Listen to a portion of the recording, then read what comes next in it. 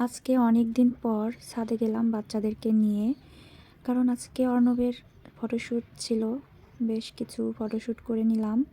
এরপর ওর dance class শুরু হবে। তো এই কারণেই ওকে দেখলাম যে এই ড্রেসগুলোতে ওকে কেমন লাগতেছে।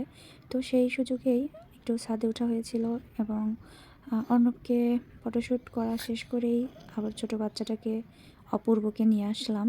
অপূর্ব ছাদে উঠেই কি মজা করতেছে দেখেন। খুবই দৌড়াদৌড়ি করতেছে। ও অনেক দৌড়াতে পছন্দ করে। আর খোলা জায়গা পেলে যে ও কি খুশি হয়। আসলে সারাটা দিনই রুমের মধ্যে কেটে যায় ওর। এই রুম থেকে ওই রুম, ওই রুম থেকে এই রুম, এই তো ওর অবস্থা। বাইরে যাওয়ার খুব একটা টাইম হয় না। আবার বিকেলে যে ছাদে আসবো সেটাও খুব একটা সময় করতে পারি না। এই কারণেই ছাদে আসা হয় না।